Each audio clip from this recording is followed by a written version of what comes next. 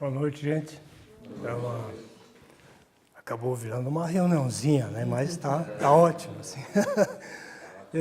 Quero agradecer a presença de vocês, quero agradecer o convite, Jadson, e espero não desapontá-los, e se isso acontecer, a culpa é do Sidney. O Sidney o Sidney é aquele senhor grisalho. Destacar aqui a presença da minha namorada, da minha filha, vieram aqui testemunhar, viu? A Dayana, que é a nossa gerente do PA Itália, do Cicobi, obrigado. Alguém do Cicobi, importante, né? E o Juliano, que é o nosso companheiro de pelada, junto com o Sidney. Viu? Deixar isso bem claro, né? Carlos? Bom, para mim é uma honra, né, estar participando deste evento, e eu gostaria de passar um vídeo rapidinho, tá, que mostra um pouquinho, já adiantando o tema, mas só para mostrar o vídeo agora, a importância do cooperativismo no Brasil, né? Então, a gente ouve muito falar de cooperativa, a nossa região é muito... o cooperativismo da nossa região é muito forte, mas ainda tem muita gente que não faz ideia da importância das cooperativas para a nossa economia e para a nossa sociedade. Pode soltar. Uma em cada 7 pessoas no mundo é COP. Mais de 13 milhões de brasileiros são COP. O arroz, o feijão, a carne, o ovo e até o cafezinho nosso de cada dia. Metade do que é produzido na agropecuária brasileira é COP. Mais de 5 bilhões de dólares das nossas exportações são COP. Milhares de médicos em todo o país são COP e levam atendimento de qualidade para 18 milhões de pessoas. Ser COP é mais que um modelo de negócio, é uma mudança de pensamento, onde o individual dá lugar ao coletivo.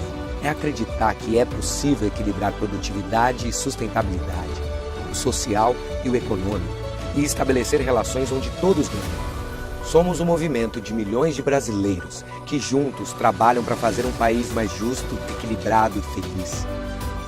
Somos a força do cooperativismo no Brasil. Somos COP.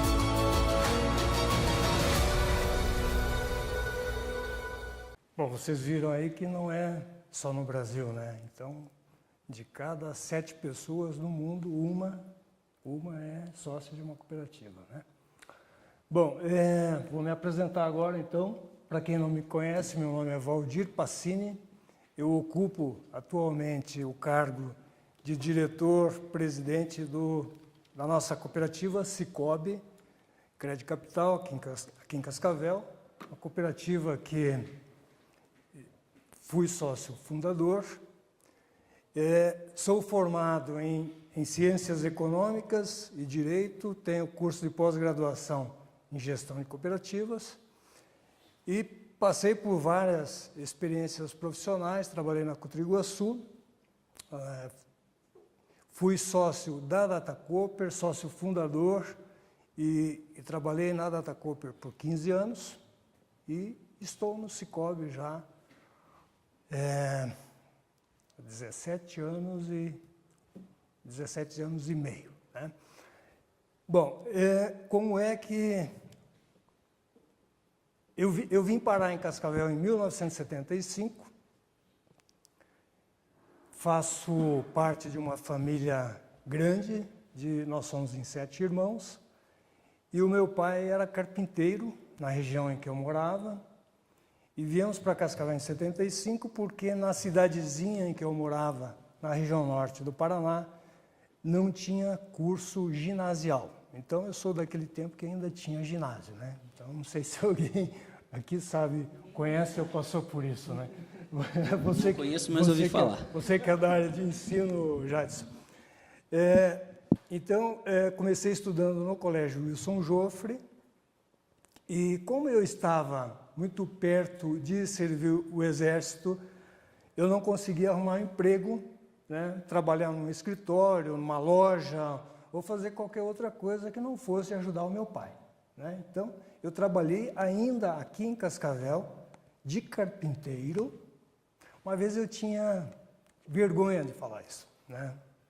Hoje não, hoje eu tenho orgulho de dizer isso, né? Então eu trabalhei com ele até os 18 anos, de carpinteiro, e assim que eu me vi livre do serviço obrigatório do Exército, eu fui trabalhar assim num escritório, numa transportadora Rápido Paulista, que eu acho que nem existe mais. Um dia me bateu a saudade, eu fui pesquisar e não achei mais o nome, em lugar nenhum. Então acho que ela não existe mais.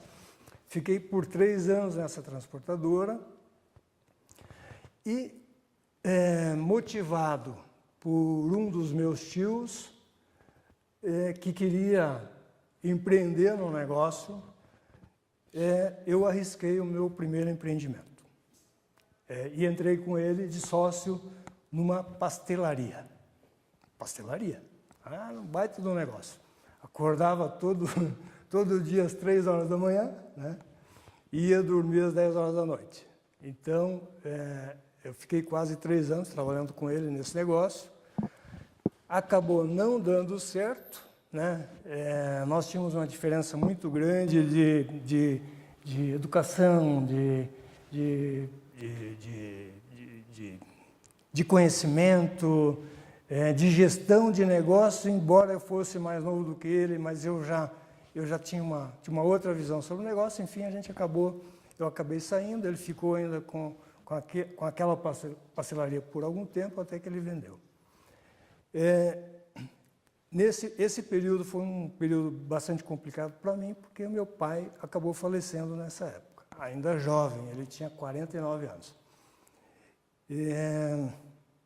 Eu fui trabalhar com um amigo meu em Francisco Beltrão, fiquei lá 8 meses, tentando vender terras no Mato Grosso.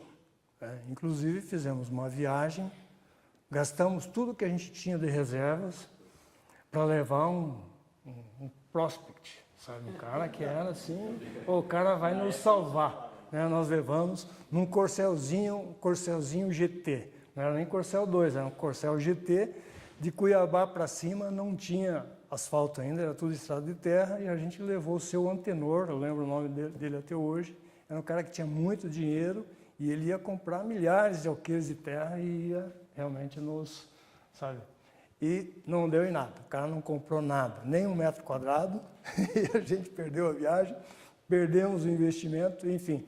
Eu fiquei os 8 meses lá e acabei voltando para Cascavel, e daí eu não tinha mais o meu emprego, não tinha mais a minha sociedade, e fui fazer o recenseamento, fazer o recenseamento pelo IBGE em 1981.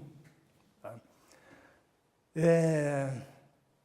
Na época, eu já conhecia a Sélvia, que foi minha futura, que depois nos casamos, nós tínhamos nos conhecido no colégio, e foi justamente em 81, quando eu estava passando por essas dificuldades, que surgiu a oportunidade de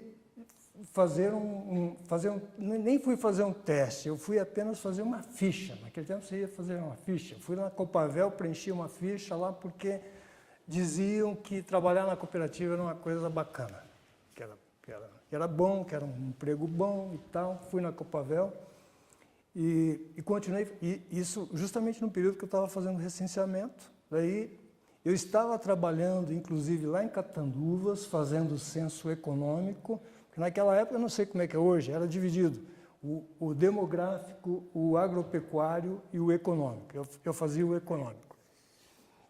E quando recebi uma mensagem de que a Cotriguaçu tinha uma vaga e estava precisando de alguém que tinha mais ou menos o meu perfil, e eu acabei vindo de lá para cá, para não perder a oportunidade, fui na Cotriguaçu, né, e fui entrevistado pelo Nédio Carniel, que Sidney conhece bem, que é nosso compadre, e depois pelo gerente dele e tal, enfim, acabei entrando na Cotriguaçu. E daí foi que eu comecei a conhecer o que é cooperativismo, né? Então foi trabalhando na Cotriguaçu, iniciei o trabalho lá em 81, né? que eu tive assim as primeiras lições de cooperativismo, né? E aqui, me permite aí, Jadson, vou abrir isso a gente nem conversou ontem, mas eu vou abrir um parênteses para dizer o seguinte: hoje as cooperativas, de um modo geral, têm uma preocupação muito grande, tá? E a gente vem tentando fazer isso, de inserir o ensino do cooperativismo nas escolas, sabe? Porque o cooperativismo é tão importante, a gente aprende tanta coisa que não serve para nada, assim, com todo respeito, né? Mas que a gente acaba não ajudando em nada. E o cooperativismo deveria, a gente deveria ter algumas lições básicas. É um modelo com uma série de vantagens e é bem pouco conhecido, né? Apesar de ser tão presente, né? Quando você vê ali um indicativo de que de 1 a cada 7 de alguma forma está envolvido com cooperativa, né? A gente olha mesmo para a nossa região, existem várias cooperativas em operação, mas pouca gente entende quais são os benefícios, qual a vantagem para quem está entrando como um cooperado e para quem está fazendo uso de uma cooperativa, né? Com certeza. A gente tem que... E é por isso que isso tem que ser ensinado desde pequeno, tá? Então, nós temos já aqui em Cascavel, a nossa cooperativa, já tem 2 projetos de cooperativas mirins. Então, a gente reúne as crianças de uma determinada escola, né? E, sob a coordenação de uma pessoa da cooperativa, no nosso caso é a Vanessa, que é terceirizada nossa, eles constituem uma cooperativa. Eles criam uma cooperativa, dão um nome para essa cooperativa, fazem a assembleia para a cooperativa, elegem o seu conselho de administração, a sua diretoria, tá? E colocam a cooperativa para funcionar. E não é só no papel, não. Eles têm que ter um produto ou um serviço e eles têm que fazer a contabilidade da cooperativa, prestar conta, fazer as assembleias, né? Então, para aprender a trabalhar o cooperativismo desde criança, né? Mas daí, voltando, então, eu não conhecia nada de cooperativa. Então, foi lá na Cotriguaçu que eu acabei recebendo as primeiras lições, né? Participando de treinamentos e tudo mais. E foi lá também que, em 88, foi justamente no ano que nasceu a minha filha, que está aqui do lado da Renata, em 88, eu já contei a tua idade, hein, Rita? Puta vida. Desculpa, hein? Eu fui fazer um curso de pós em Curitiba, na Federal de Gestão de Cooperativas. Foi um dos primeiros cursos de pós-graduação de gestão de cooperativas no Paraná. Então, isso me trouxe algumas outras oportunidades, até mesmo na Cotriguaçu, né? Mudei de cargo e tudo mais. E eu sempre fui muito... e essa é uma característica que eu tenho. Eu nunca fugi das dificuldades e dos problemas, né? E isso me despertou depois a atuar, inclusive, no serviço de consultoria, né? Então, você só lida com problema, né? Então, quem atua com... Ninguém vai chamar o consultor, vem aqui celebrar comigo que está dando tudo certo. Acho que não acontece. Então, a gente tem que gostar de problema para poder atuar nessa área, né? E por conta disso, como eu nunca fugia dos problemas, as oportunidades surgiram e eu fui daí atuar na área de planejamento, né? Daí, me aperfeiçoei um pouquinho mais no planejamento estratégico e acabei desenvolvendo alguns projetos na Cotriguaçu. E uma coisa que eu me destaquei foi na criação de marcas, sabe?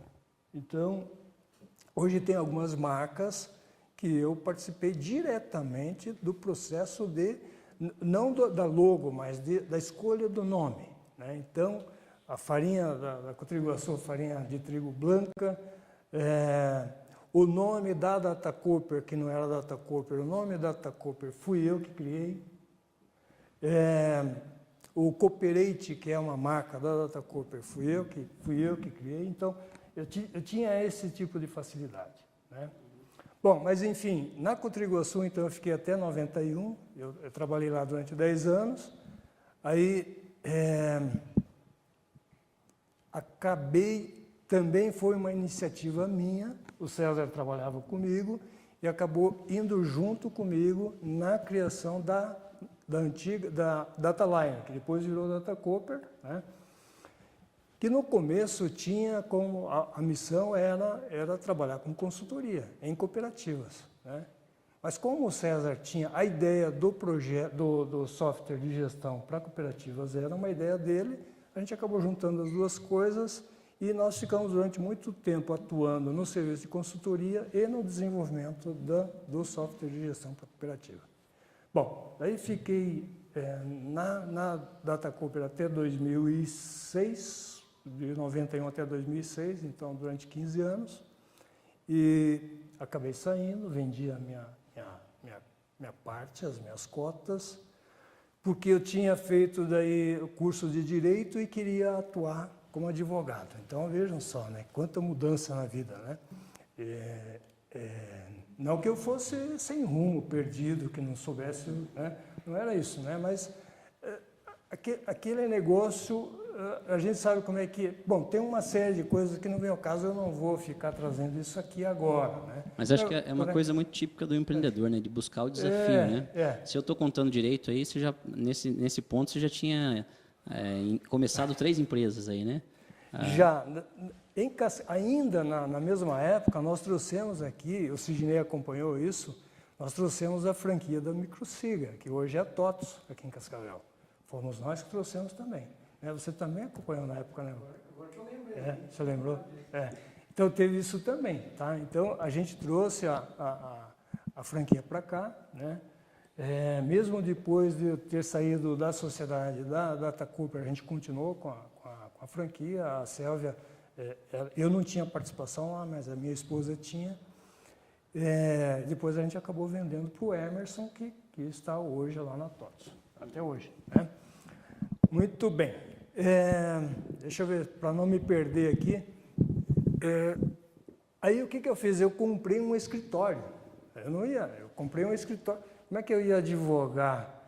Bom, aí é o seguinte, ó, essa questão do curso de Direito, só para, bem rapidamente, foi uma coisa assim que aconteceu na minha vida, que era um sonho, mas eu já me sentia meio velho para ir fazer uma outra faculdade, e eu tive um problema de saúde muito, muito grave entre 98 e 99, e daí a culpa foi sua, né? Ela, ó, vai fazer faculdade, isso vai fazer bem para você. Eu tive um câncer, tá? Então eu estava na época, inclusive, fazendo quimioterapia, e fui fazer vestibular, fui fazer por fazer, ela que fez a minha ficha e tudo, passei, e daí me obriguei a me inscrever no curso e fui fazer.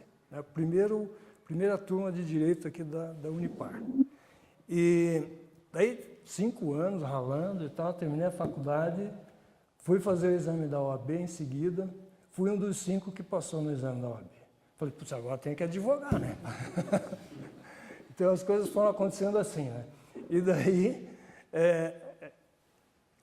como aconteceram algumas coisas que me motivaram a sair da sociedade, eu falei, vou advogar mesmo, né? Surgiu a oportunidade, comprei o escritório, e durante esse tempo, então, tinha surgido a oportunidade de participar do processo de criação da cooperativa, né? Que você é um dos sócios fundadores. Né? Em 2001. Né? Vou falar mais especificamente disso depois, tá? Da história da cooperativa, tá? Mas só para terminar. Então, então, durante esse tempo aconteceram tantas coisas, né? Eu estava saindo, claro, tinha um problema societário, eu estava fazendo uma faculdade, eu estava saindo de um processo ainda de tratamento de uma doença, e parti para uma outra, quer dizer, deu uma guinada assim, total na minha vida, e eu fui arriscar no escritório de advocacia, isso já em 2006, né? A cooperativa já já estava bem encaminhada na época, e fiquei sócio desse negócio durante um ano. Tá? Quando o Guido, que ainda é o presidente do conselho da nossa cooperativa, me chamou porque tinha um outro diretor que estava de saída, o Eloy, não sei se alguém aqui conheceu o Eloy, né? Conheceu, né? O Eloy. E daí ele, não, nós precisamos de você aqui. Daí eu fui para a diretoria, né? Depois quem não conhece a história vai entender bem o que aconteceu. Daí eu fui para a diretoria e estou até hoje, então, fazendo parte da diretoria do Cicobi. Então, essa mais ou menos a minha... Eu não sei se isso é bom ou não, né? Mas então foram todos esses os desafios pelos quais eu passei. Valdir, e como que essa sua experiência prévia aí, que você passou por vários ramos diferentes, né? Na Datacooper, uma empresa de software, Cotriguaçu, uma central de cooperativas, a experiência com advocacia, o conhecimento da lei deve ter ajudado um pouquinho também. Como que você acha que essa sua formação foi necessária e ajudou no começo da criação do Cicobi? Quais foram as necessidades ali? Porque apesar de a gente estar falando de uma cooperativa, a cooperativa às vezes tem carrega uma ideia de que aquilo é de todo mundo, que vai se tocar sozinho e tal, mas a partir do momento que a gente fala, não, tem um presidente, tem alguém dirigindo aquele barco lá, né? Como que foi esse começo, essa criação e qual foi a atuação empreendedora ali para botar esse negócio de pé, fazer a coisa crescer? Quais foram as dificuldades iniciais aí na criação do Cicobi? A primeira dificuldade foi a seguinte, né? A nossa legislação, a lei do cooperativismo, ela obriga você é diferente do que é em outros países, né? Então, nos Estados Unidos, no Canadá, com 3, 5 pessoas, você constitui uma cooperativa. Aqui no Brasil você tem que ter no mínimo 20, né? Então, nós conseguimos, com muito esforço, reunir 21 corajosos para criar a nossa cooperativa. Então, a nossa primeira dificuldade já foi, apesar de a gente... Eu não me lembro quantas pessoas a gente tinha na época no núcleo de informática. Você lembra? Antes mesmo, uma meia dúzia. Né? Mas acho que no total era uns 30. Então, mesmo assim, a gente teve essa dificuldade de convencer as pessoas para virem participar da cooperativa. Então, acho que até isso é interessante explicar para o pessoal aí, né, que o Cicobi nasceu, na verdade, de uma iniciativa aqui dentro da SIC, né? Foi. Então, o sonho de ter uma instituição financeira em Cascavel é antigo. Então, já teve um banco aqui nos anos 50, o Banquiri, né? Era Banco Vale do Piquiri, era um banco de Cascavel. Tá? Foi criado aqui na época havia alguns empreendedores no ramo do café, né? Na região, e daí esse banco foi criado para financiar a cultura do café. Bom, não deu certo. Aí, em 93, lá na AMIC, eu inclusive era diretor da AMIC na época, cogitou-se criar uma cooperativa de crédito e acabou não dando certo, por causa das limitações legais. E em 2000, acho que antes disso ainda, 99, 2000, quando o Pedro Buareto era vivo ainda e era o presidente da SIC, ele trouxe de novo a ideia de criar uma cooperativa dos empresários de Cascavel. Então, e se dizia na época, esse tem que ser o banco, o nosso banco, o Banco de Cascavel, né? A instituição financeira de Cascavel. E daí, mas isso também ficou só no campo da ideia. Quando o Dr. Álvaro assumiu a SIC, daí ele encampou, ele falou, nós vamos colocar essa cooperativa para funcionar. Tanto é verdade que nós constituímos a cooperativa assim no finalzinho da gestão dele, do segundo mandato, na verdade, que já funcionava na época esse esquema de um ano de mandato, podendo ser reeleito para mais um ano, né? Quando entrou daí o Rogério Stein, tá? Foi quando entrou o Rogério, né? Daí o Dr. Álvaro pegou e jogou isso no colo do núcleo de informática. Né? E disse, esse núcleo é o que está mais organizadinho aqui na SIC e tudo mais, né?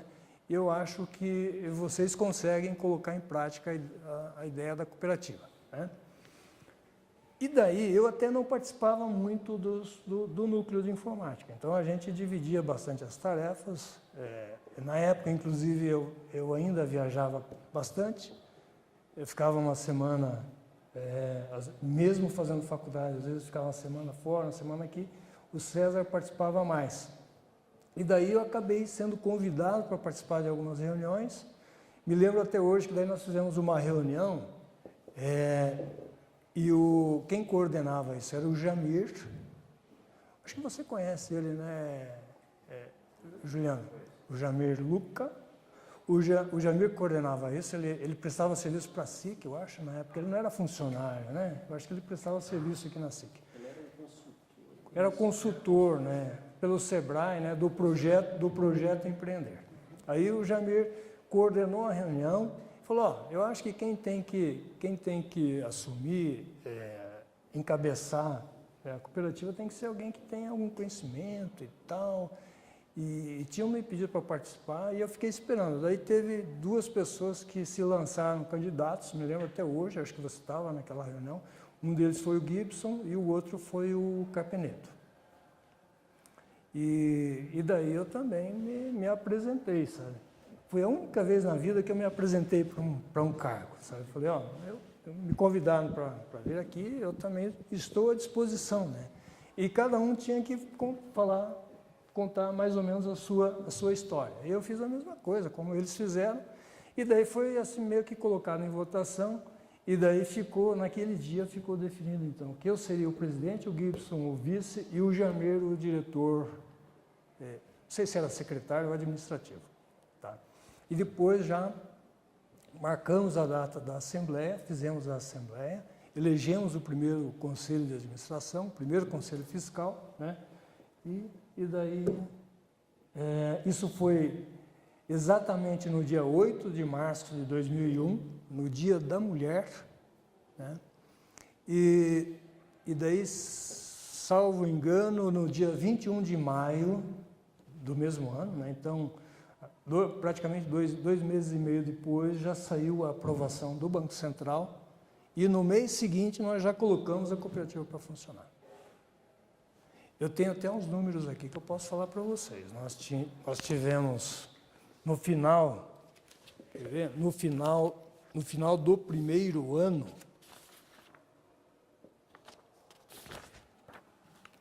eu juro que eu tinha notado isso em algum lugar.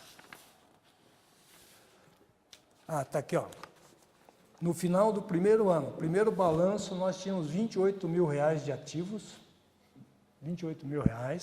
Nós tínhamos R$8.400 de patrimônio líquido e a gente distribuiu R$999 de sobras.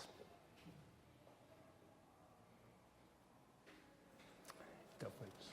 Esse foi o primeiro resultado. E como tá hoje, Valdir? Só para a gente ter uma ideia, que tamanho que está a cooperativa hoje? Quantos funcionários? Está em quantas cidades? Eu tinha isso lá na minha apresentação, mas tem no rascunho aqui também, tá? Hoje nós temos 451 milhões de ativos. A nossa carteira de crédito é de 296 milhões. Capital da cooperativa, 42 milhões. Então, o nosso patrimônio líquido era 8.400 lá no primeiro ano, né? 42 milhões. O capital social ainda é baixo, tá? Nós temos que crescer mais o capital. 390 milhões de depósitos. Se nós tínhamos 21 cooperados, né, na constituição da cooperativa, hoje nós temos 24 mil cooperados, 215 colaboradores, e nós estamos, a nossa área de atuação são 22 municípios, né? E por enquanto nós temos agências em 11 municípios. Então nós temos ainda 11 municípios da nossa área que a gente ainda não tem ponto de atendimento. Eu achei muito interessante o número que você me falou, que era a quantidade de recursos que vocês economizaram e ficou na região simplesmente de juros, né, em 2017? Sim. A gente falava a gente falava do propósito, né? Aliás, o tema da nossa conversa aqui era o propósito do cooperativismo, né?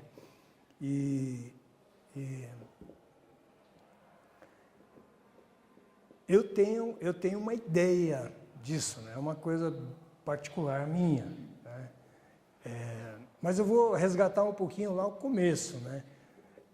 Existe uma razão filosófica para o cooperativismo. Não sei se alguém gosta de filosofia aqui, mas a filosofia é base de toda a ciência, né? Então, eu não sou filósofo, mas eu gosto, sou um pouquinho curioso. Então, toda a ciência está embasada na filosofia.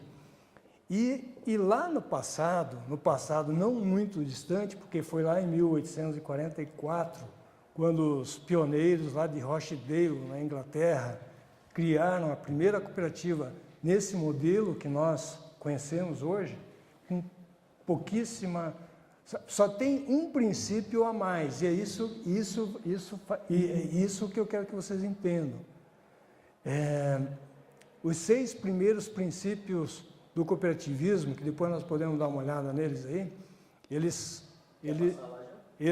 existem desde aquela época. Tá, então veja o seguinte, antes de mostrar os princípios, né, havia uma razão para se pensar no cooperativismo da forma como esse modelo foi constituído por conta do conflito que havia, ou confronto, vamos chamar assim, entre capitalismo e socialismo, né? Então, era um confronto meio que equilibrado, né? E surgiu o cooperativismo como uma alternativa. Então, filosoficamente falando, o cooperativismo é a síntese dessa tese do capitalismo e a antítese do socialismo, né? Então, o cooperativismo surgiu como alternativa para amenizar esse conflito. Então, aquelas pessoas tinha aqueles que estavam no meio do caminho, né, optaram, então, pelo cooperativismo. Tá? Então, essa é a razão. Então, enquanto o cooperativismo, o socialismo se manteve forte, né, até final dos anos 80, né, com a queda do Muro de Berlim, né, então nós tínhamos ali aqueles 6 primeiros princípios do cooperativismo, né, vigentes desde 1844. Adesão voluntária e livre, então não existe discriminação nenhuma em relação aos cooperados. A cooperativa, ela aceita qualquer pessoa, independente de raça, credo, enfim. Então, quando se fala em adesão livre, não é livre admissão, tá? Livre admissão é outra conversa, mas adesão voluntária e livre. Gestão democrática. Por que gestão democrática? Porque cada cooperado tem um voto. Diferente do capitalismo, a cooperativa é uma sociedade de pessoas. Então, na cooperativa de crédito, falei para o Jadson ontem, um cooperado não pode ter mais do que 1/3 de capital. Ele não pode ter mais do que 1/3. Então, é evidente que recomenda-se a pulverização do capital, né?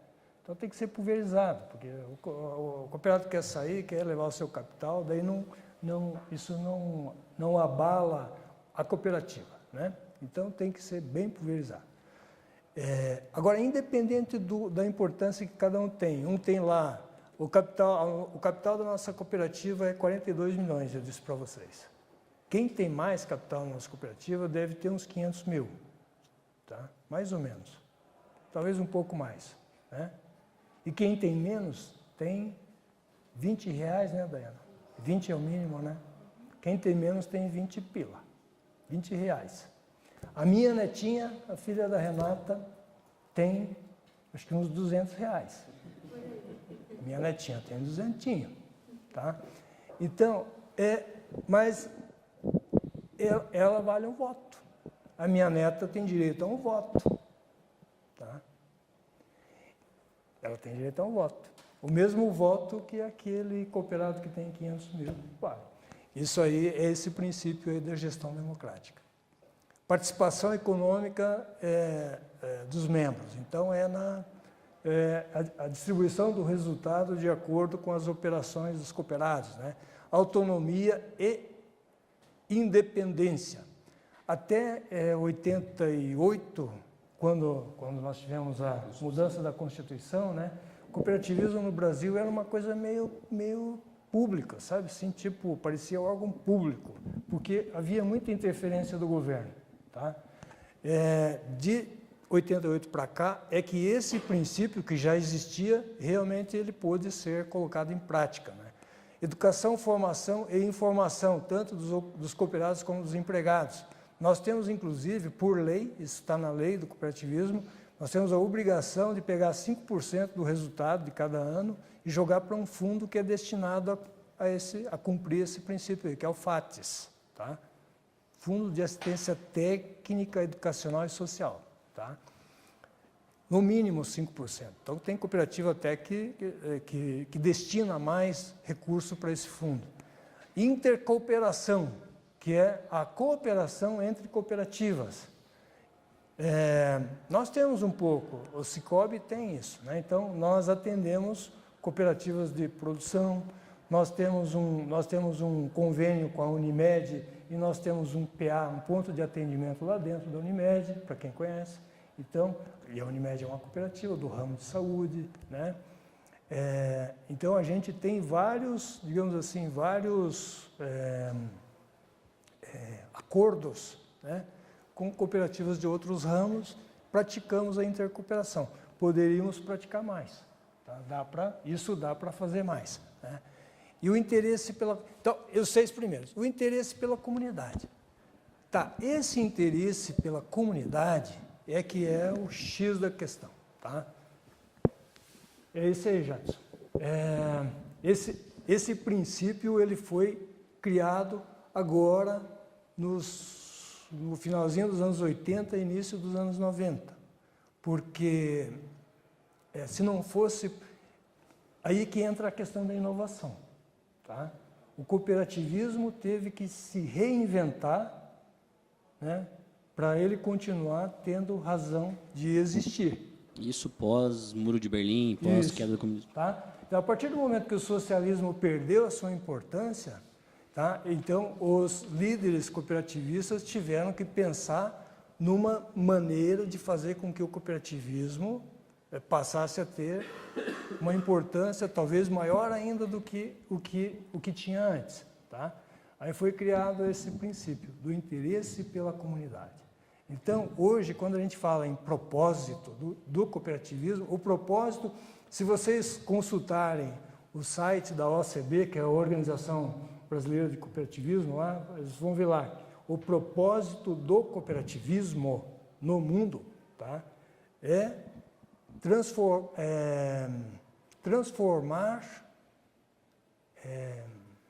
transformar num mundo melhor para se viver, é alguma coisa assim. Esse é o propósito, né? E acho que casa, a gente falou um pouquinho sobre isso, né, na nossa prévia aí, casa muito com o que a gente vê hoje nos millennials, né, essas novas gerações, quem nasceu aí depois de 2000, é um pessoal que não quer trabalhar há muito tempo já, né, e tem vários estudos que mostram os interesses, pirâmide de Maslow, etc. A pessoa não trabalha essencialmente pelo salário, né, mas mais e mais fatores como propósito, devolver um pouco para a comunidade, está fazendo bem e tal, é uma coisa que está na agenda dos trabalhadores. E dos milênios para frente, isso está muito mais forte, né? Então, a cooperativa já traz como princípio da sua existência que ela tem que trazer um pouco de volta para a comunidade. Isso, no caso do Sicob, por exemplo, aqui em Cascavel, a gente vê o Sicob como sendo o principal âncora, o principal fomentador do ASIC Labs, que é uma iniciativa que tenta incubar e criar novas startups, novas empresas que vão dar impacto na nossa sociedade, né? Agora, como que você consegue mostrar para nós alguns exemplos disso acontecendo concretamente? Eu acabei de citar um, na verdade, mas que outros exemplos você teria que demonstra o Sicob atuando na comunidade, estando regionalmente presente? Tem algum exemplo para nós? Eu vejo... eu vou um pouquinho mais além, sabe? Quando a gente fala que a cooperativa, ela só justifica a sua razão de existência. Eu estou falando de cooperativa de um modo geral, não estou falando da nossa, né? se ela realmente atender a esse interesse, sabe?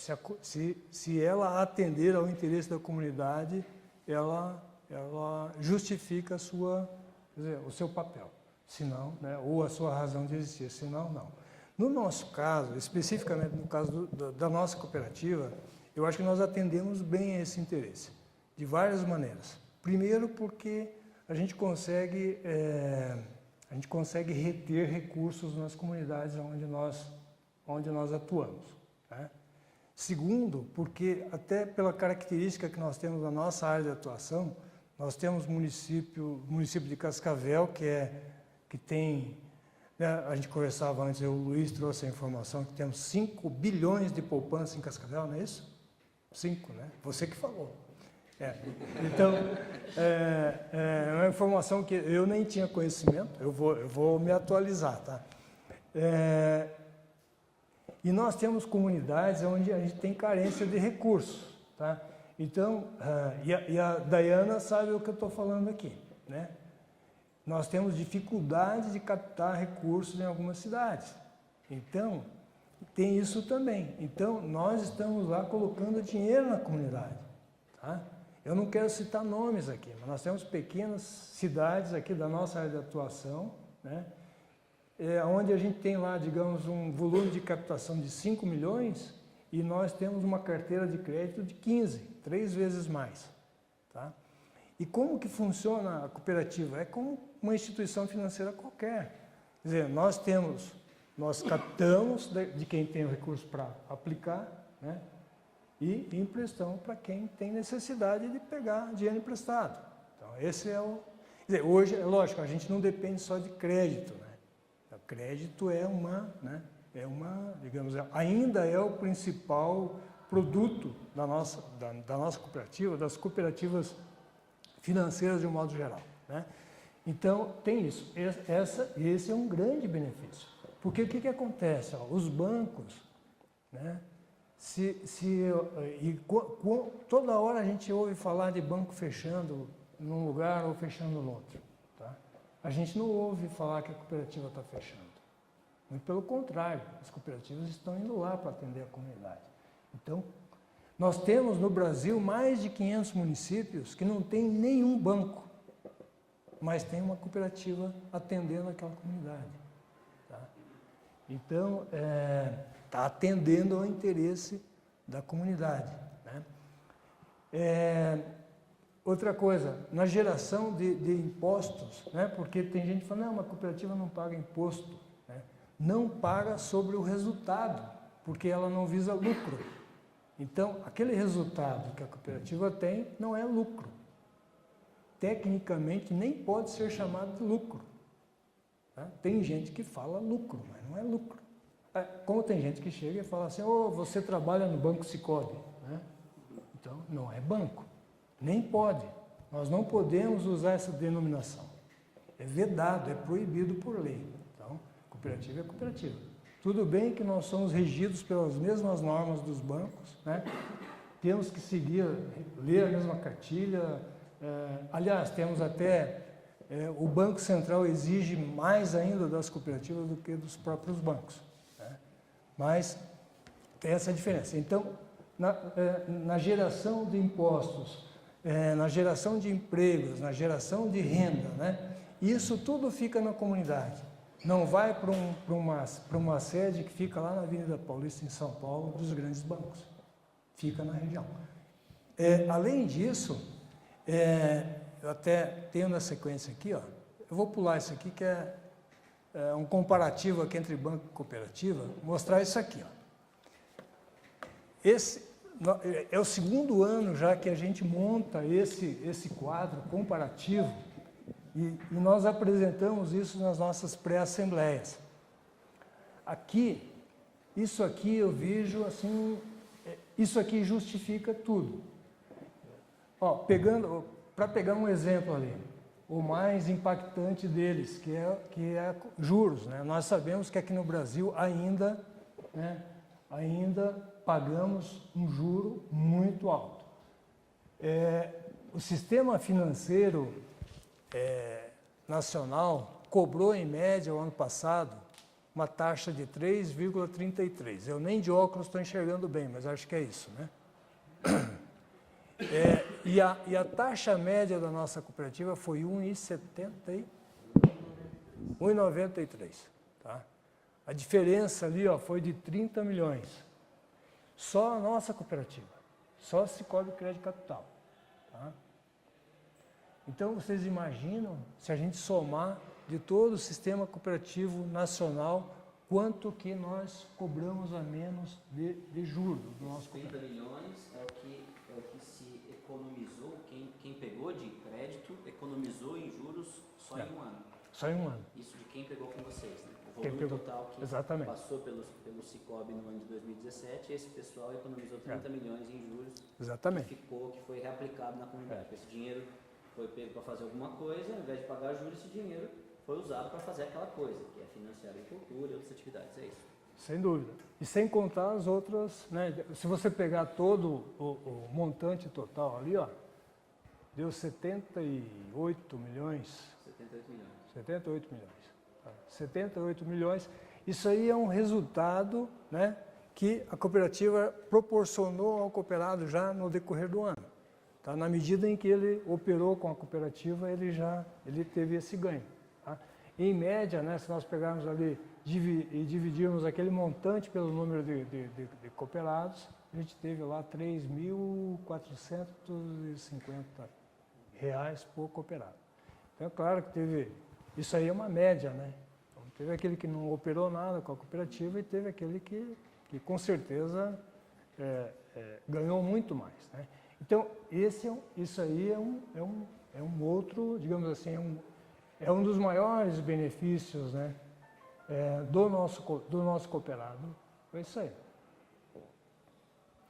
Outra coisa, você citou a Ciclabs, tá? Então, não é pouco dinheiro que o Sicoob está colocando nesse projeto, né? Conversava com o Álvaro antes ali, né? O que nós temos que fazer para... Né? Nós temos que pensar em alguma coisa para retornar para a cooperativa, né? Então, a gente precisa realmente pensar nisso, porque tem que ter uma retroalimentação, né?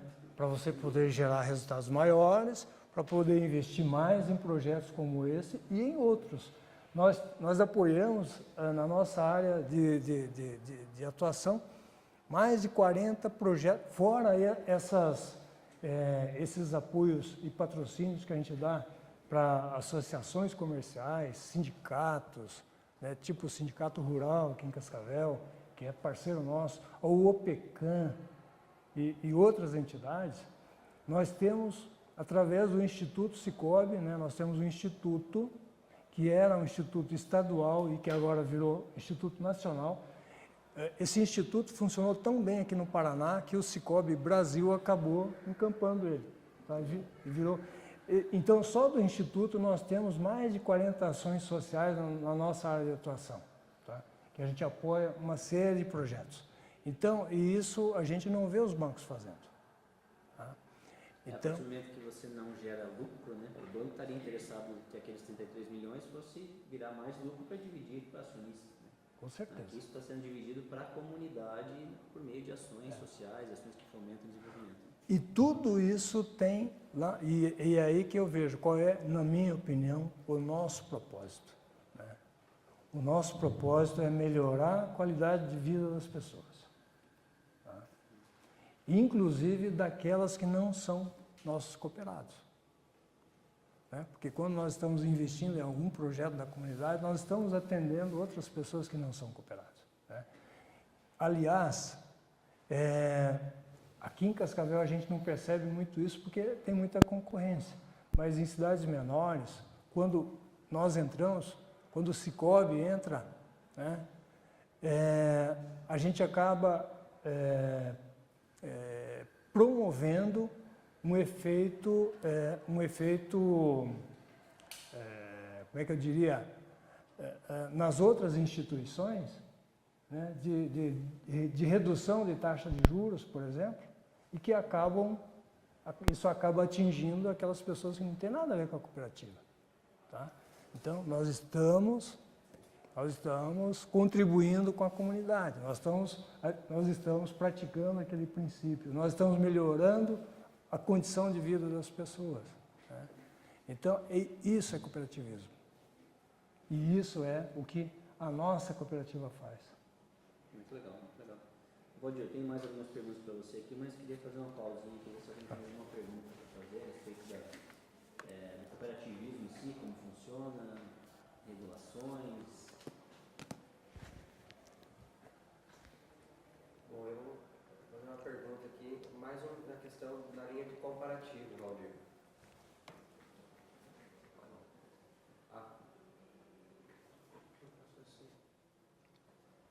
Tá, assim. Pode fazer pergunta e o Valdir repete aqui. Só repete a pergunta e para vocês sair na câmera. Na linha de comparativo, Valdir, então realmente a gente percebe que o Cicobi cada vez mais vem ganhando espaço, né? E a gente percebe também a Cressol, né, nos últimos tempos, também caminhando nessa linha. A título assim, de conhecimento para nós, de que maneira que hoje a Cressol é vista em relação como é que eu vou falar? Ao sistema cooperativo. É uma cooperativa financeira também, né? Que foi... A Cressol surgiu aqui no Paraná, né, na região sudoeste, acho que foi em Francisco Beltrão, se não me falha a memória. E ela tinha uma outra... Hoje ela é uma cooperativa de livre admissão, eu acabei não falando sobre isso, mas acho que também não vem ao caso, mas hoje ela já está se transformando numa cooperativa de livre admissão, né? Mas ela foi criada para atender inicialmente os assentados. Os assentados. Daquele movimento dos sem terra, né? Daí aquelas pequenas propriedades dos assentados, eles tinham dificuldade de acesso a crédito e tiveram a ideia de criar a Cressol. Tá? Então ela surgiu com essa, quer dizer, ela tinha esse propósito, tinha esse fim. Né? Mas daí, com a evolução da nossa legislação, né, nós não comentamos isso também, eles foram abrindo agências, né, e concorrendo com os outros sistemas. Então, hoje, ela é uma cooperativa que tem praticamente todos os produtos e serviços que nós temos, que é o Cicobi, Sicredi. A diferença é que eles, vejam o seguinte, ó, nós temos vários sistemas atuando aqui em Cascavel, no Brasil, Cicobi, Sicredi, Cressol, Uniprime, quem mais? Nós temos aqui em Cascavel a Crédito Copavel, que é a cooperativa de crédito da Copavel. E temos a Eucred, a cooperativa do seu Assis Gugas. Quer dizer, é uma cooperativa dos empregados da empresa dele, né? E que eles tinham criado essa cooperativa lá em Rondônia e acabaram abrindo uma unidade aqui em Cascavel, acho que faz um ano e pouco, tá? Então, são todas cooperativas que, com a legislação hoje vigente, elas podem, uma vez a Uniprime só podia admitir como cooperado quem atuasse na área da saúde, né? Hoje não. Então, hoje qualquer pessoa os nossos cooperados são convidados toda hora para ir para a Uniprime, tá? Então, são concorrentes, infelizmente. Ou felizmente, não sei. Mas são sistemas concorrentes. A grande diferença que o Cicobi e o Sicredi têm em relação a esses outros sistemas é que nós temos o nosso próprio banco. Tá? Então, nós não dependemos de qualquer outra instituição financeira para fazer compensação e para fazer para prestar uma série de serviços que só um banco pode fazer. Tá? Então, nós temos o Bancopp, nós temos o nosso banco, e o Sicredi tem o Banco Sicredi. Os outros não têm, ainda não têm. Tá? Então, a Cressol, se não me falha a memória, ela funciona conveniada com o Banco do Brasil, assim como a Crédito Copavel e a Uniprime, né? Então, essa é a diferença. Mas em relação a produtos e serviços, daí depende, tem uma classificação lá, que agora tem uma resolução do Conselho Monetário Nacional que ele define lá 3 classificações para cooperativas. Tá? Então, eu não sei como é que o Cressol estaria enquadrado, tá? Nessa classificação. Mas eles podem operar assim, com qualquer produto e serviço como nós operamos. Mais alguma pergunta aí, pessoal? Então, se percebe que o cooperativismo é uma questão de cultura, e é uma cultura, a princípio, que não existe no povo brasileiro. Existe uma briga do pessoal capitalista para que isso não seja muito divulgado, ou que se leve isso para o ensino? Como que isso acontece dentro de um país como o Brasil? Como que você enxerga isso? Eu teria que tentar ainda entender melhor isso, sabe? Eu não sei quais são os... Não, acho que não é isso, viu, Roberto? Acho que não é. Acho que não é essa questão de capitalismo, até porque, na verdade, até uma coisa meio que, eu diria que incongruente, não sei, parece que não faz muito sentido, né? Uma vez eu me perguntava, cooperativa de crédito, né? Se cooperativa não, né? Se nós não podemos, não é um ente capitalista, né? Como é que pode ser cooperativa de crédito, né? Parece que não faz muito sentido, né? Mas não é. Se não visa lucro, como é que, né? Mas agora a gente entende que é muito necessário, tá? Porque se a gente deixar por conta dos bancos, nós estamos perdidos, tá? E hoje, eu vou dizer uma coisa para você, eu não tenho mais, a última conta que nós tínhamos no banco, nós fechamos em janeiro agora, tá? Não tem mais, tá? Porque a partir do momento que você percebe o quanto que você pagou a mais, num banco você deixa de movimentar no banco. Então, eu não vejo dessa maneira, eu preciso entender, eu não sei te responder qual o motivo de a gente não sabe. Nós temos um programa muito interessante no Paraná, que é o Cooper Jovem. A gente consegue, em alguns municípios, não colocar isso na grade curricular, mas a gente consegue, através de alguns convênios, né, colocar em alguns cursos, prepara os professores, e os professores eles inserem isso nas suas aulas, né? Assim, noções básicas sobre o cooperativismo, tá? Então não tem isso na grade, mas, tá? Só complemento. Ali na tua apresentação falou em 1 em cada 7. Isso, mundial. No Brasil, você sabe no Brasil qual nós temos 13 milhões de cooperativas. Dividido por 200 e... Deixa eu confirmar esse número aqui.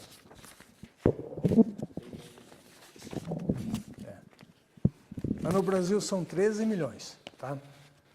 No Brasil, a participação é muito baixa ainda. E sem contar, eu acho que eu tenho isso aqui, tá? Deixa eu voltar aqui um pouquinho.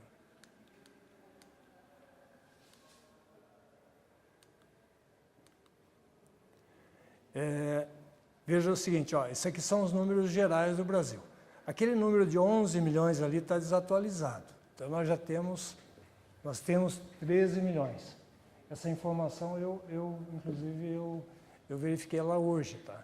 Então, nós temos 6.600 cooperativas, 13 milhões de cooperados, 56% das cooperativas atuam nesses ramos ali, agropecuário, transporte, crédito, e ali tem uma distribuição por região. Então, nós temos a região sudeste, onde nós temos o maior volume de cooperados, a região sul, né, onde nós temos o segundo maior volume, né, apesar de que na região sul nós temos o cooperativismo mais forte. Nós temos um número menor de cooperados, mas onde o cooperativismo é mais organizado, é mais forte, né?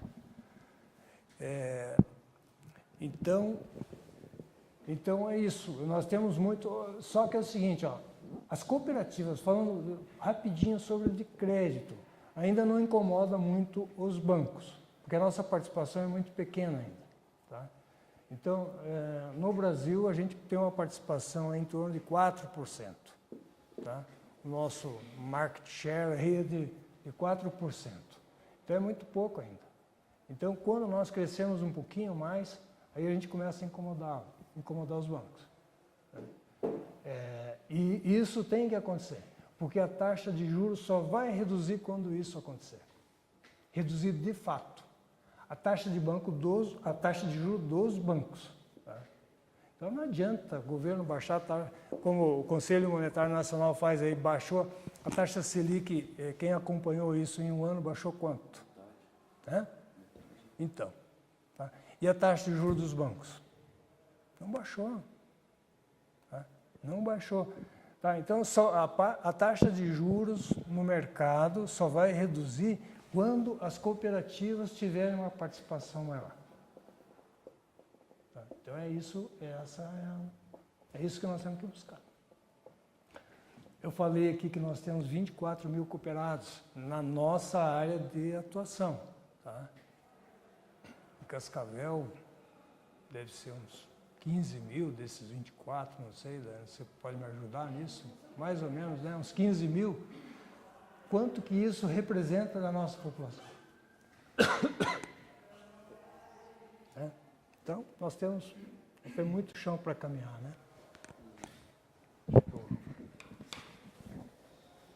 Valdir, uma questão. A gente vê os bancos sentindo as startups, em especial as fintechs, como ameaça. As startups, as fintechs, são ameaças ou oportunidades para as cooperativas de crédito? Qual que é a sua visão sobre isso? Qual que é a visão do Sicoob sobre esse assunto? A gente tem acompanhado isso com alguma preocupação, mas nós temos o Almada, que é o presidente do Bancob, do nosso banco, é um cara assim que está sempre pensando lá na frente, né? E assim como nós temos um aplicativo, alguém fora os que eu conheço aqui, alguém é cooperado nosso? Fora o Sidney, você usa o aplicativo nosso? Olá. Então, o nosso aplicativo é um dos melhores aplicativos, inclusive já recebeu alguns prêmios. Tá? Você faz praticamente tudo pelo aplicativo. Né? Então, fora isso, a gente tem... Veja, o grande problema da conta digital, né, que é o que as fintechs têm oferecido, né, é o processo de admissão do cooperado. Então, isso ainda está sendo... Porque não basta a gente ter ferramenta para fazer isso de maneira digital. Isso tem que estar amparado por mudança legal, tá? Certo? Porque tem todo um processo burocrático para você admitir um novo cooperado. Né? Então, você abrir uma conta digital para quem já é cooperado é uma coisa, agora para quem não é... para você concorrer com ela, então você tem que mas isso está sendo visto. Inclusive, nós participamos, eu até tentei localizar um link que eu recebi outro dia para te passar, queria passar para o Jadson dar uma olhada. Aliás, o Sicoob participou, alguns dias atrás, junto com um evento que o Banrisul organizou lá no Rio Grande do Sul, junto com outros bancos, grandes bancos, de um projeto de blockchain. Tá? Então, eu não sei te dizer o que é que eles estão discutindo, mas o Cicobi está bem. O que eu posso dizer é o seguinte: nós estamos bem ligados com isso que está acontecendo. Não na nossa cooperativa aqui, mas o nosso pessoal de Brasília, da federação e do banco, sim. Nós já temos, a conta digital nós já temos, né? A conta digital, não sei se tem tido muita demanda pela conta digital, mas nós já temos conta digital. O Banco do Brasil estava no HSM do ano passado, final do ano, contando dos processos de inovação deles. Então, o Banco do Brasil, nós estamos falando de um banco estatal, né? Então, alguns da apresentação do Marco lá, que é quem coordena, Marco Mastroeni, se eu não me engano, quem coordena toda a parte de inovação do Banco do Brasil. Então, ele trouxe duas coisas bem interessantes lá, né? Até foi em resposta a perguntas que fizeram. Uma delas é o custo da agência física em torno de 40% do custo, de 40% a 50% do custo de uma agência vem da existência do dinheiro. Então, o fato de ter dinheiro vivo, em espécie, numa agência, é 40% do custo da agência. Não parece, mas cofre. Então, o fato de ter dinheiro lá faz com que você tenha que ter uma segurança física muito mais aumentada para o cara não roubar aquele dinheiro em espécie. Então, a partir do momento que some o dinheiro, a agência fica 50% mais barata. Começa por aí. Então, blockchain. Todo banco vai para blockchain, não tem como. Não necessariamente as criptomoedas existentes, mas alguma forma de dinheiro digital. Primeiro ponto. Segundo ponto. 80% das novas gerações, aí não era milênios, era mais, né, de 25 para cima, para baixo, 80% desse pessoal, o requisito número 1 com eles em relação ao seu banco é não precisar pisar na agência, nunca, nem para abrir a conta. Então, isso motivou o próprio Banco do Brasil a criar um sistema de conta onde você abre a conta online. Então, eles já têm isso funcionando. Não é amplamente divulgado. Então, no que eles lançaram isso, eles conseguiram, na primeira semana, um monte de registro de contas lá. Então, é uma coisa que está chegando, está vindo, então, e é interessante, então, já que não tem ainda, né, e devolvo para você agora, né, Álvaro? Eu acho que é essencial que a gente fomente na nossa região aqui o desenvolvimento de novas tecnologias do Cicobi. O Cicobi já é patrocinador, já está investindo em inovação aqui na região, junto ao SIC Labs, junto ao Iguaçu Vale.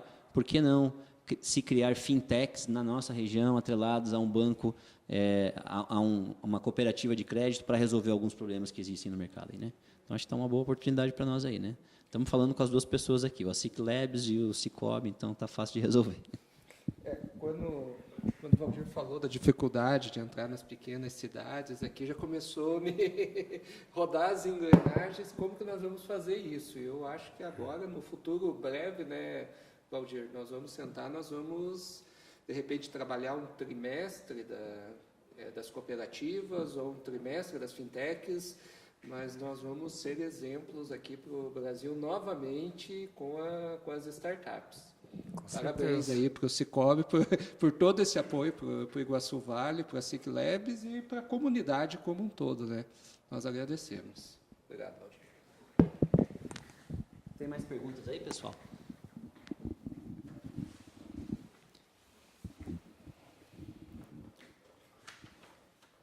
Mais ninguém aí? Eu tinha uma que eu tinha anotado aqui, Valdir. Como que você enxerga, como que assim, pensando, tirando um pouquinho a ideia da fintech, né, mas voltando assim, quando eu penso em investir num banco ou investir numa cooperativa de crédito, né, se é que a cooperativa tem essa função social, o dinheiro vai ficar aqui, por que as pessoas não investem mais nas cooperativas, né? Então, por que ao invés de são 15 mil cooperados ali tem Cascavel? Em Cascavel, acho que é mais ou menos 15. Nós temos 24 mil. São duas perguntas aqui.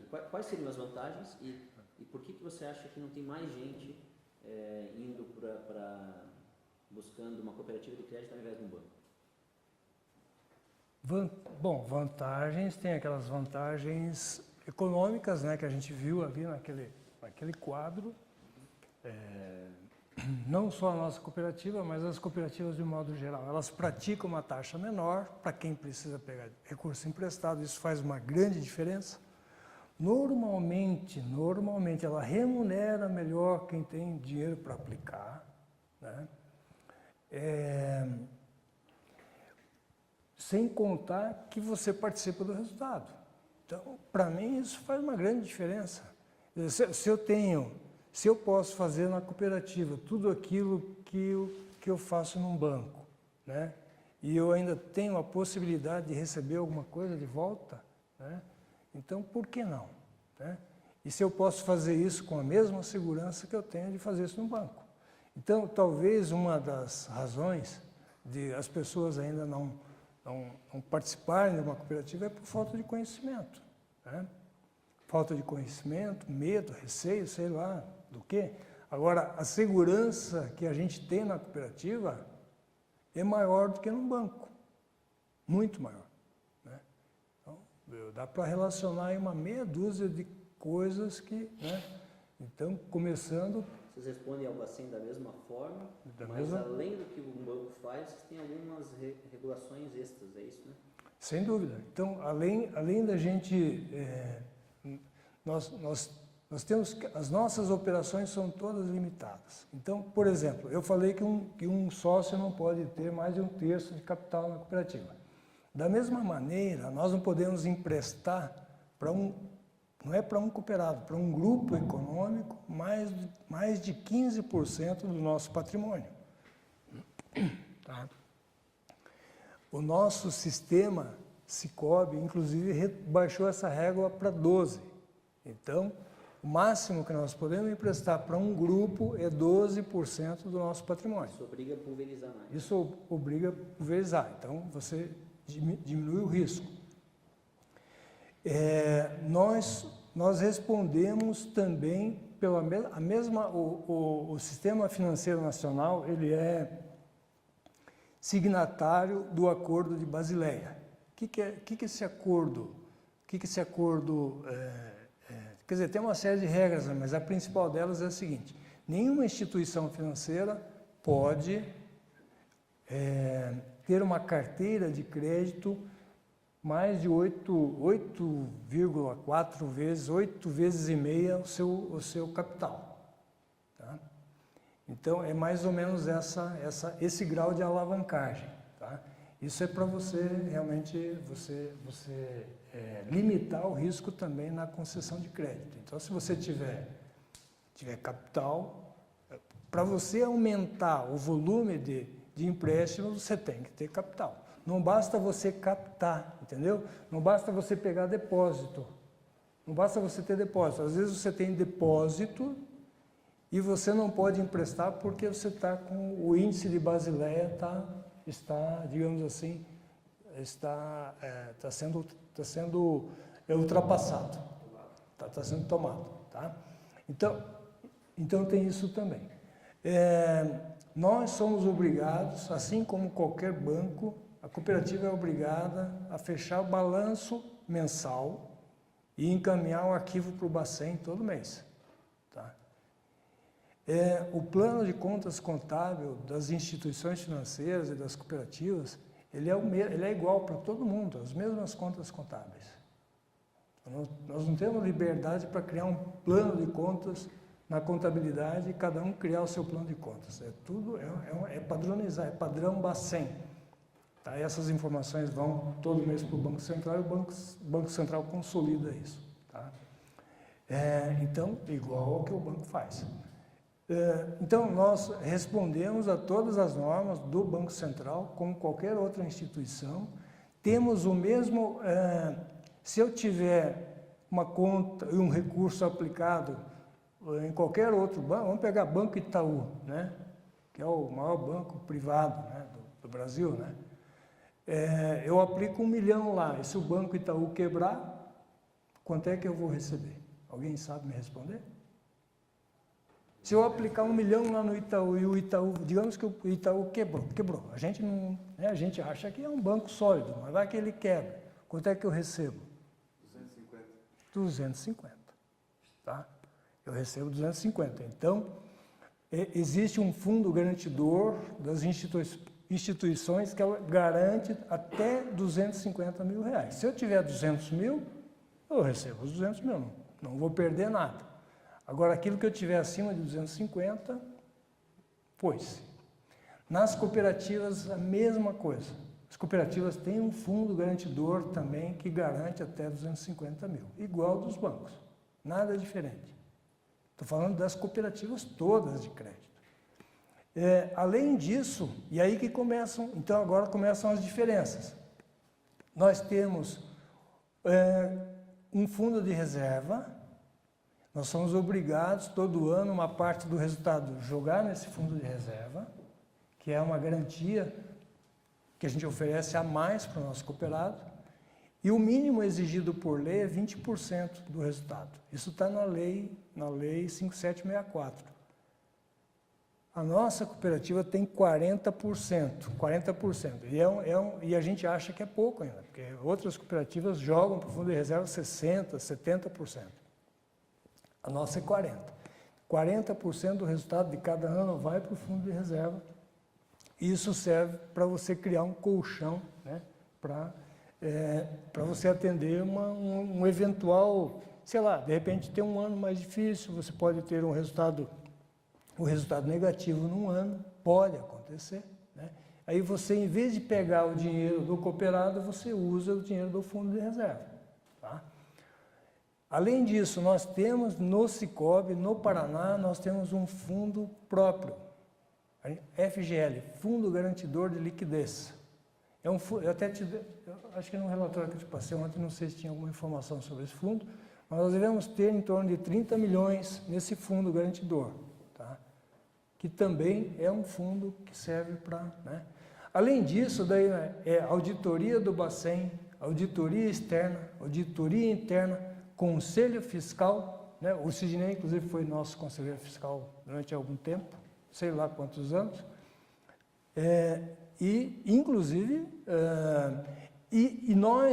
nós conhecemos as pessoas que estão à frente da cooperativa. Quem é o conselho de administração, quem é a diretoria, né? Então, o nosso cooperado tem acesso a essas pessoas a qualquer momento. Então, tudo isso nos dá mais segurança.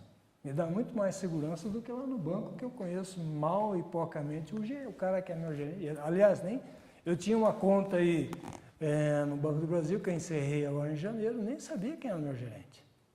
Não é nada contra o banco. Troca a cada 2 semanas.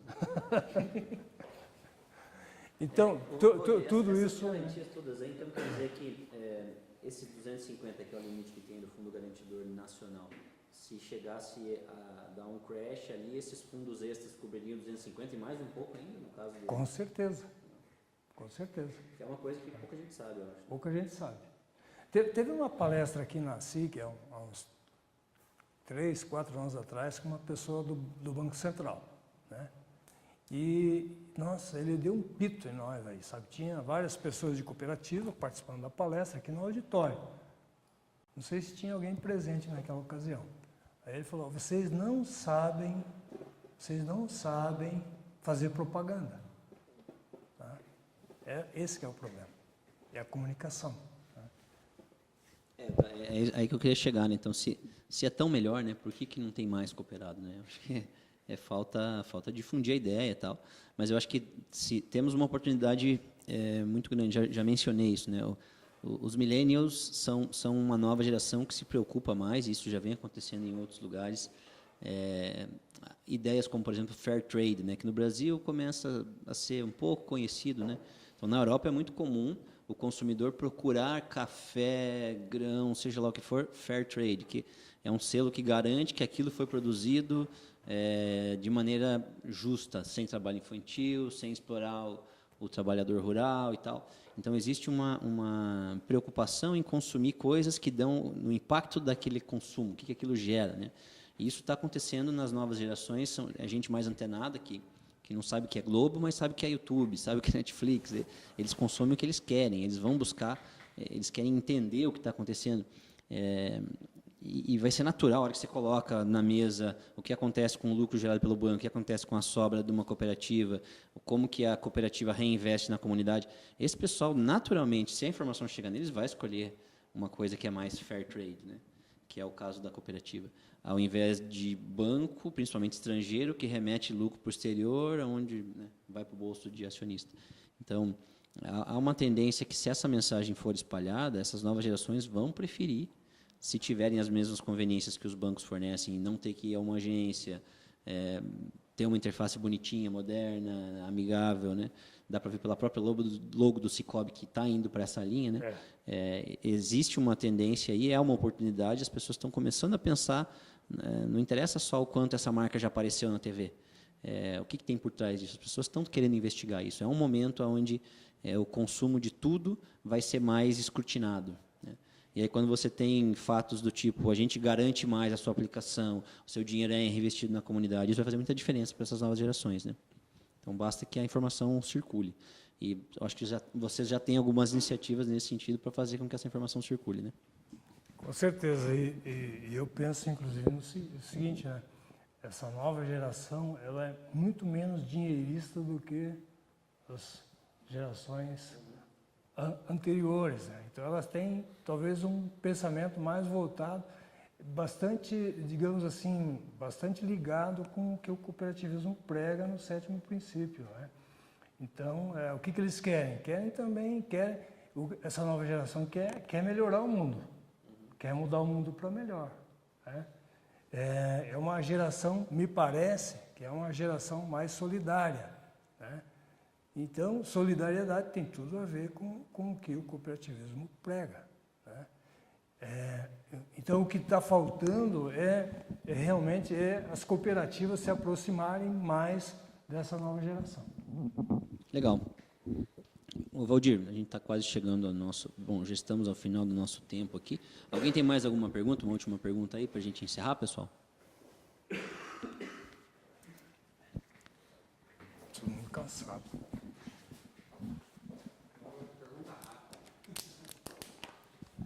Na realidade, não é pergunta, né?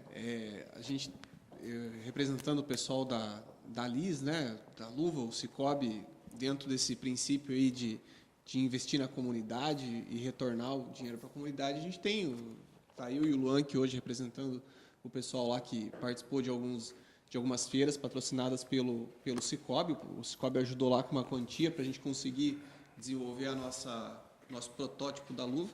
E agora a gente está aqui participando também do ASIC Labs, que tem tudo a ver com o Cicobi, né? E é um parceiro. Então a gente fica agradecido, porque é difícil você encontrar pessoas instituições que visam isso, né? Que visam investir na comunidade. Então fica o nosso agradecimento, inclusive, por essas ações aí. Legal. Obrigado. Você quer deixar uma última mensagem aí para a gente encerrar? Gente, só a minha mensagem é de agradecimento aí. Desculpem algumas... Eu ia falar um pouco da história da cooperativa e isso acabou ficou, né, Jadson? Não, acho que mais ou menos, alguma coisinha a gente encaixou aí, né? Foi bem interessante, nas sim, respostas que eu fui dando, mas agradeço mesmo aí a atenção de vocês, o interesse de vocês pelo assunto, né?